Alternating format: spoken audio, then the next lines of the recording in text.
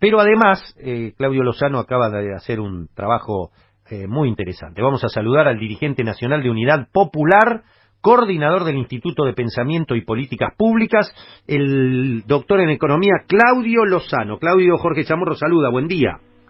Sí, ¿qué tal? Buen día, Jorge, ¿cómo estás? Bueno, muy bien, muy bien. Antes que nada de ir a profundizar estos temas tan interesantes, eh, no sé, Claudio, si tenés claro, hay mucha confusión en lo que pasó ayer en la reunión de Alberto Fernández, donde quedó claro que el Frente de Todos, que vos integrás, no concuerda con el programa económico que plantea el Fondo Monetario Internacional. Por el contrario, dice que el Fondo Monetario es corresponsable y profundizó la crisis, pero después surgieron versiones o trascendidos que indican que allí los voceros del fondo habrían mostrado preocupación por el vacío de poder que hay con este gobierno.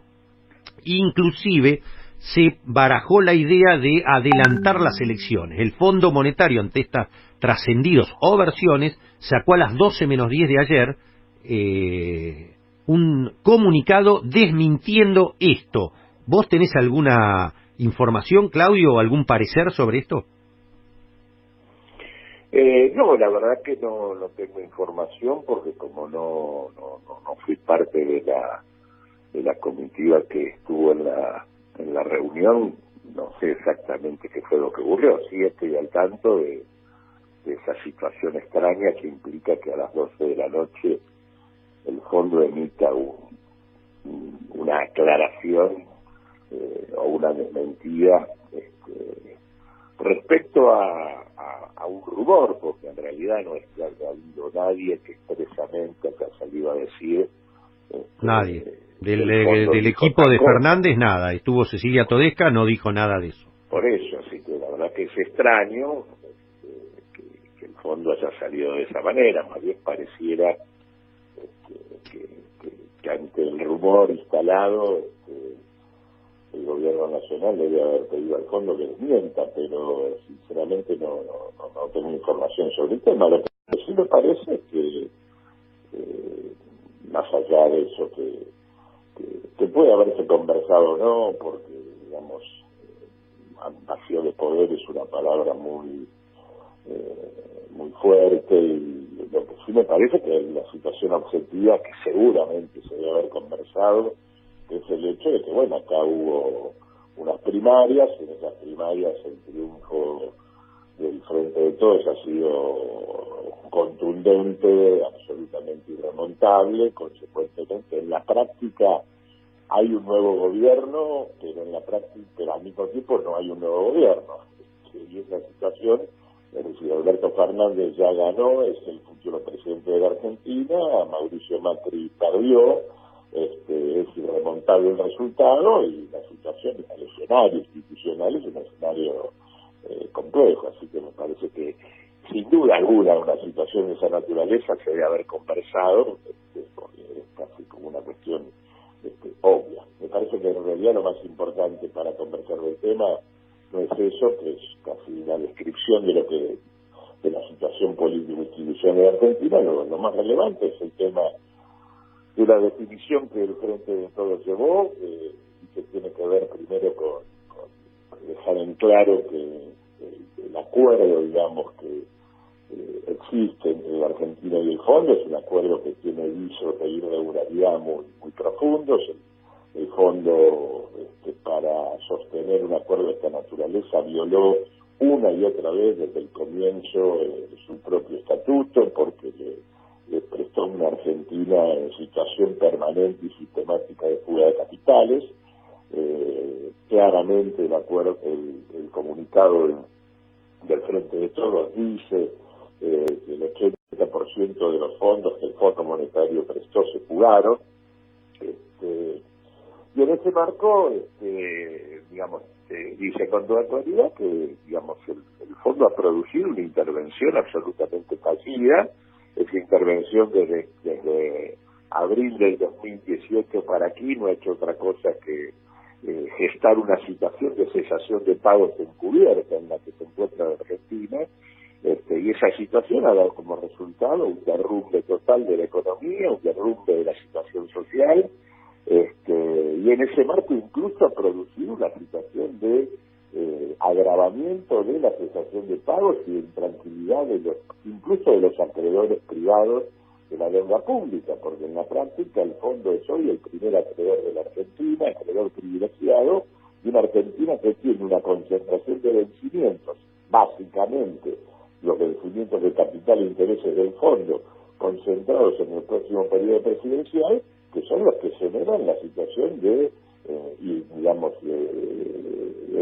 pánico y de huida de muchos de los sectores o acreedores privados de la deuda pública, que frente a ese hecho salen de las posiciones que tienen en la Argentina. Así que en ese sentido hay un fondo que queda claro que ya política fracasada y que lo que tiene que asumir es su corresponsabilidad con la crisis económica y social, y por lo tanto debiera naturalmente asumir la decisión de posponer vencimientos y obviamente de dejar de insistir en una senda que está planteada en el acuerdo, que incluye reformas estructurales futuras, como la reforma laboral, previsional y demás, y que ciertamente el fondo debería asumir que lo que ha planteado no anduvo y que por ende debe dejar de insistir en reclamarle al próximo gobierno cosas que ciertamente no tienen sentido, ¿no? Claro, más partiendo, señalábamos nosotros, por sentido común, no hace falta ser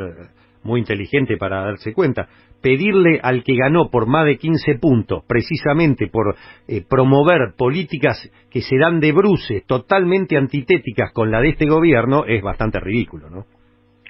Sí, y sobre todo con la evidencia de un acuerdo que en el marco de esas políticas no hace más que evidenciar el fracaso incluso respecto a los propios objetivos que el acuerdo reclamaba, ¿no? Sí, verdaderamente. ¿Qué significa entonces políticamente que haya quedado claro de parte de Alberto Fernández y de ustedes del Frente de Todos, los economistas, que no van a apoyar estos programas del Fondo Monetario que llevaron a este desastre? ¿Qué perspectiva ves para adelante? Atento a esto, los 5.400 millones que quedan por desembolsar, la estabilidad, ¿cómo se llega a esto?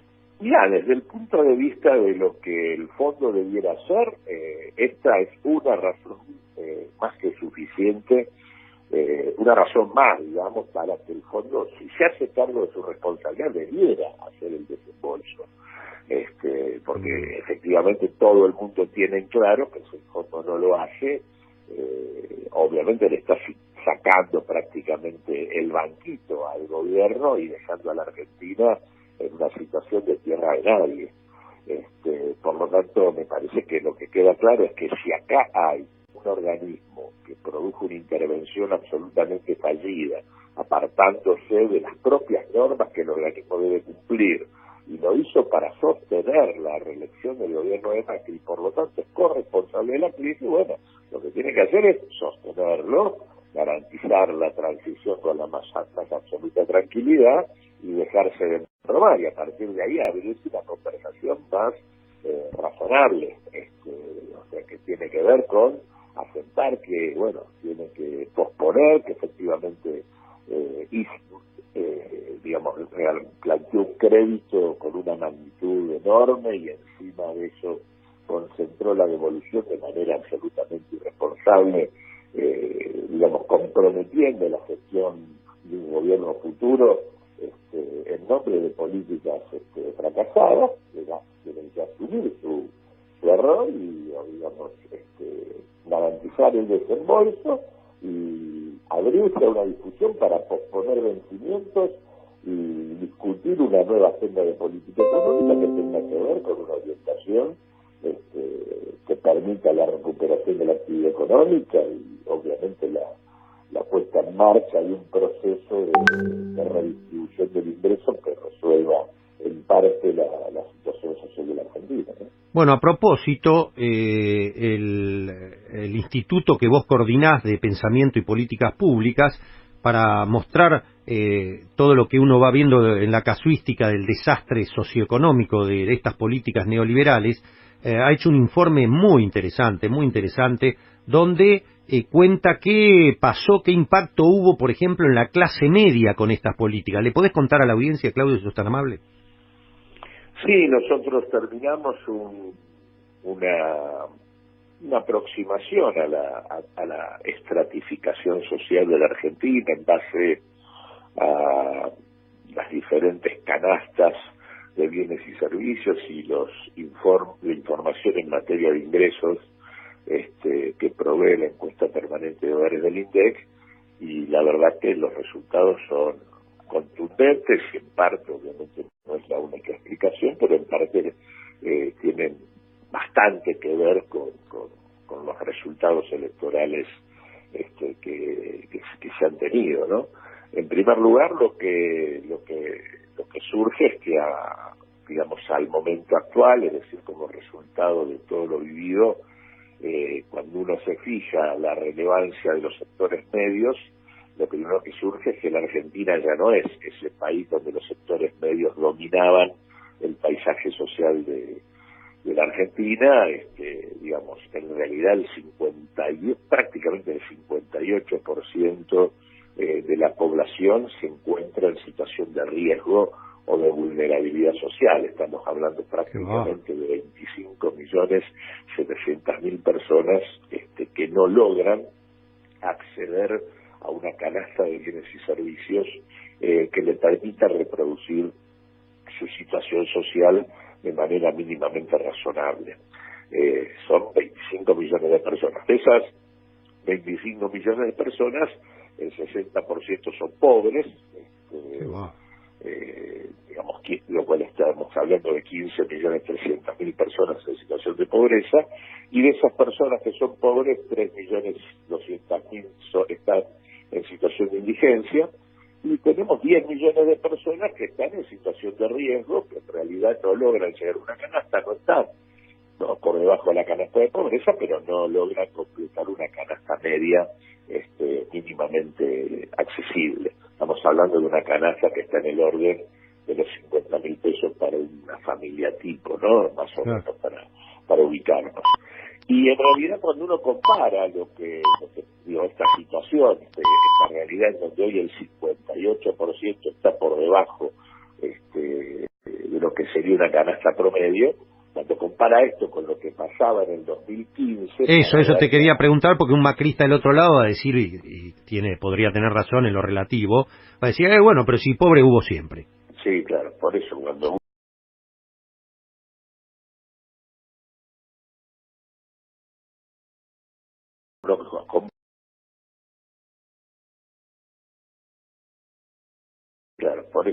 uno compara esta misma situación social con lo que ocurría en el 2015, el cambio brutal es que hay 2.700.000 personas que dejan de pertenecer a los sectores medios en la Argentina en el curso de 4 años, ¿no? Y de esos 2.700.000, la gran mayoría se cae por debajo de la línea de esta canasta de ingresos medios, pasando a engrosar las filas de el hambre, la pobreza o el riesgo social en la Argentina. Para decirlo concretamente, hay 2.550.000 personas que se hunden por debajo de una canasta promedio en el lapso de apenas 4 años, ¿no? Y prácticamente el 72% de esas 2,5 millones, es decir, 1.970.000 personas que formaban parte de los sectores medios de la Argentina en el 2015 pasan directamente a estar bajo la línea de pobreza. Así que en realidad lo que hay claramente en la Argentina es un nuevo momento. Obviamente Argentina desde mediados de la década del 70, es decir, de la dictadura militar para acá, tuvo distintos momentos de pauperización y de empobrecimiento, básicamente de lo que era su estructura social más homogénea, resultado de la experiencia histórica de lo que fue el proceso de industrialización y sustitución de importaciones, pero lo que está claro es que a partir de la etapa aquí hay un nuevo momento de empobrecimiento que produce esto que estamos diciendo, ¿no? 2,5 millones de personas salieron de los sectores medios, pasaron a ser parte de la población en riesgo y en vulnerabilidad, y 1,5 970.000 personas directamente cayeron bajo la línea de pobreza. Interesantísimo. Bueno, esto da para un capítulo, incluso un día invitarte acá al piso y charlarlo más a fondo con algún otro que sea especialista en estos temas, porque yo tengo dicho ya desde hace varios tiempo que el desafío ciclópeo que le espera al nuevo gobierno, si encara políticas progresistas verdaderamente, es no volver a perder a la oportunidad y encarar 4 temas que me parece que serían claves para evitar el péndulo en que en 5, 10 o 15 años el neoliberalismo vuelva de nuevo, y me parece que es profundizar el modelo de desarrollo inclusivo y sustentable, mejorar la justicia, interpelar a esta justicia, la cloaca de Comodoro Pi y otro tipo de justicia, mejorar la ley de medios para que haya verdaderamente información sobre todos estos datos como los tuyos que no salen en los grandes medios, y la otra cuestión es que todo chorro que esté en la función pública, que meta la mano en la lata, sacarlo inmediatamente con todo el peso de la ley. Son 4 para mí desafíos que si el próximo gobierno no los profundiza, vamos a volver lamentablemente otra vez a estar otra vez en estas situaciones de política neoliberal. Es mi modesta opinión, ¿no? Pero bueno, especialmente lo del modelo de desarrollo para romper estos núcleos duros, con lo cual hemos hablado tantas veces, me parece que es el gran desafío que se viene, ¿no? Sí, no, obviamente son temas centrales, y además está claro que por otra parte, digamos, una de las claves para poner en marcha un proceso de recomposición de la actividad económica de la Argentina es obviamente intervenir para recomponer los ingresos deteriorados, no solo por una cuestión de justicia, sino por el hecho objetivo del papel que cumple el consumo dentro de la economía argentina, la relevancia dentro del total del producto, y por lo tanto en un contexto de el futuro gobierno va a llegar en una situación de casi parálisis de la actividad económica argentina, con una capacidad ociosa realmente muy importante, y por ende la recuperación de los ingresos es clave, porque permite poner en marcha la actividad, incluso sin inversión, ¿no? Cuando uno tiene una situación donde digamos prácticamente el 50% de la capacidad productiva está sin ser utilizada, uno puede duplicar la riqueza de un país sin invertir. Claro. Por lo tanto, digamos, la capacidad de combinar un shock de ingresos que recomponga la demanda con una estrategia de cambio productivo para que esa reactivación no se vea una vez más trabada por los límites estructurales del esquema productivo argentino, y concretamente dentro de ellos está el tema del límite en materia de generación de dólares. Claro. Esa combinación entre recomposición de ingresos y cambio productivo de alguna manera sintetiza el desafío de una nueva política económica en la Argentina que debiera encarar el futuro gobierno. Y además, el mercado interno argentino es un país por definición en donde su nivel, la cantidad de población es chica, son pocos, y consecuentemente la única manera de recomponer el consumo es que los pocos que somos consuman. Digamos, distinto es a otros países que son países con niveles de población enormes, caso Brasil, caso India, donde, digamos, a pesar de situaciones de desigualdad, el segmento que consume, el segmento privilegiado, determina un mercado monumental. Argentina no es el caso, y si no tiene una política de redistribución del ingreso que amplíe el mercado interno, queda confinado a estrategias exclusivamente exportadoras y por lo tanto profundamente desiguales. Así que es no solo una necesidad de justicia social, sino una de las claves. Obviamente la otra es el debate sobre cómo plantear la relación del Estado con los principales capitales y con la problemática del endeudamiento para poder transformar el excedente de inversión, pero una de las claves es sin duda la recomposición de ingresos, que además, dada la situación vigente, es sobre una base de políticas que excede la discusión salarial. Sin duda. Porque lo que tenemos es un espectro muy heterogéneo en el mundo laboral, donde una parte muy significativa no forma parte de los trabajadores registrados del sector formal que tienen convenios colectivos y demás, sino que lo que es imprescindible es discutir cómo, además de la discusión salarial, se pone en marcha la construcción por vía de políticas públicas de alcance social,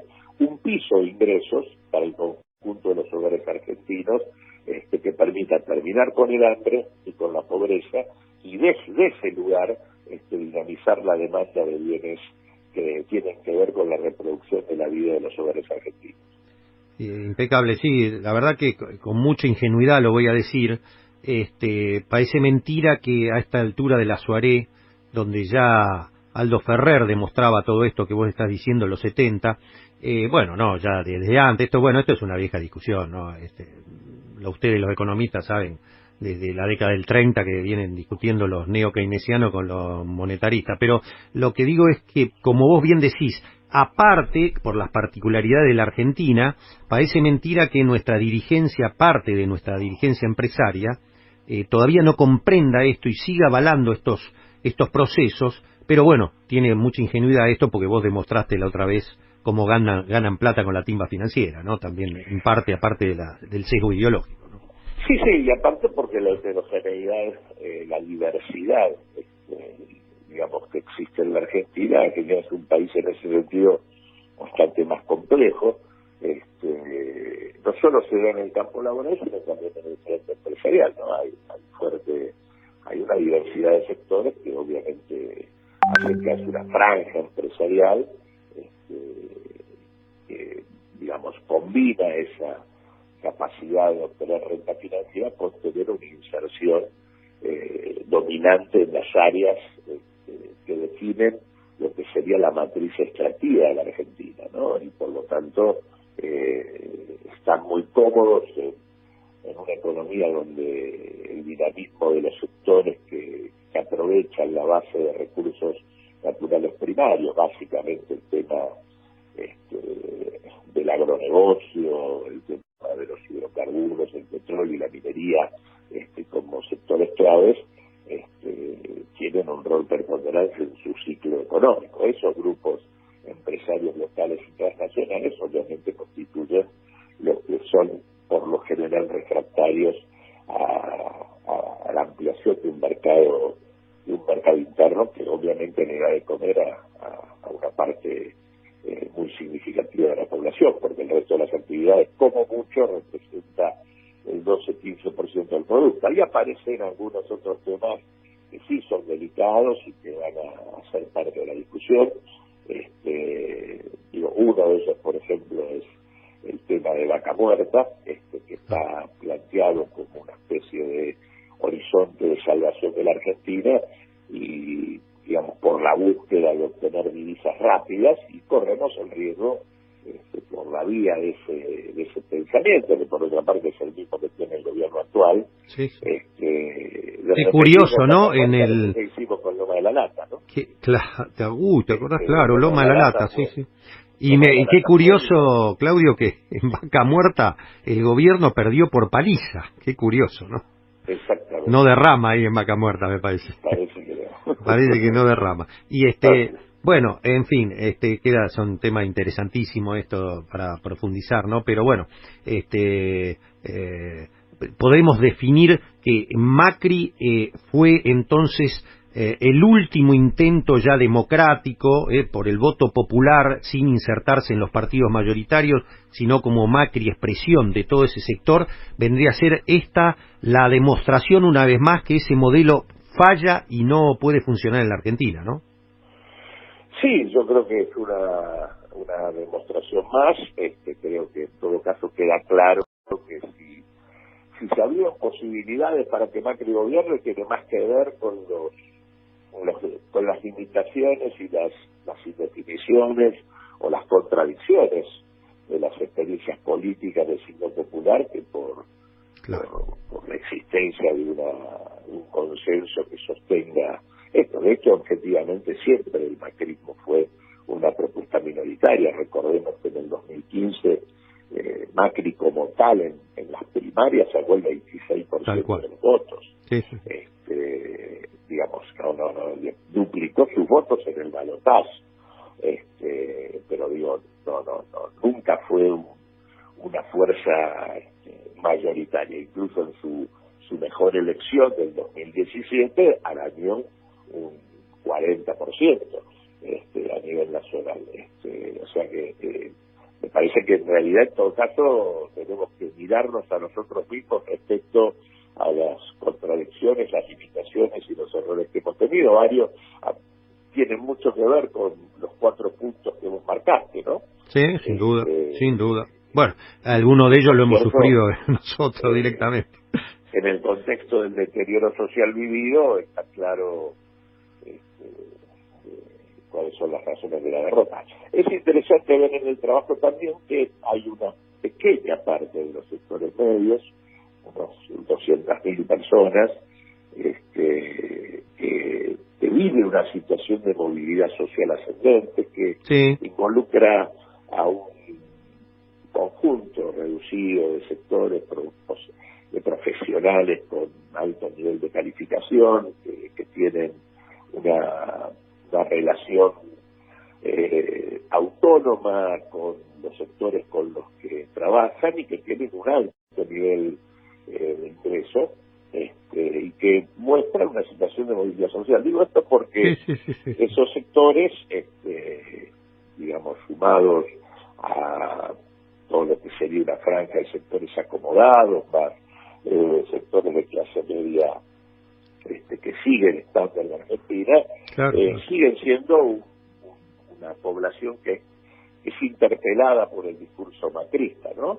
Claro. Y que explica en parte por qué muchas veces uno dice, bueno, ¿por qué razón, a pesar del deterioro, siguen teniendo los votos que tienen? Bueno, hay un sector social que puede ser convocado por ese discurso si uno no tiene la capacidad de plantear una estrategia amplia que consolide una nueva coalición social y política en el país. Sí, sin ir más lejos, el mundo que lo rodea a uno, es donde tiene amigos, parientes, yo siempre lo digo, para de paso también marcar evitar que con el hombre de a pie se ponga lo que muchos macristas hacen, ese odio, esa definición errónea en su momento de golpistas y payos.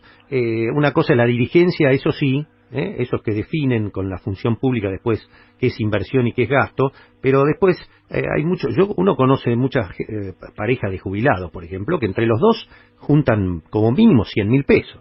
Así es, y entonces esa gente, vive en un mundo que hace 20, 30 años que lee Clarín, BTN, escucha la radio de siempre, y a veces hay que tener cierta comprensión, que aparte de ese segmento de jubilados, son esa parte minoritaria dentro de los minoritarios que existe, son los que fueron mejor atendidos por lo que fue la propuesta de reparación jubilatoria del gobierno, ¿no? Que pegó en esos segmentos al mismo tiempo que financió el sistema previsional por completo.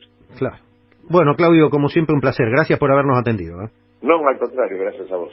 Muy bien, el doctor Claudio Lozano, dirigente nacional de Unidad Popular que integra el Frente de Todos y coordinador del Instituto de Pensamiento y Políticas Públicas, que concretamente estas políticas neoliberales hicieron que casi 3 millones menos en la clase media.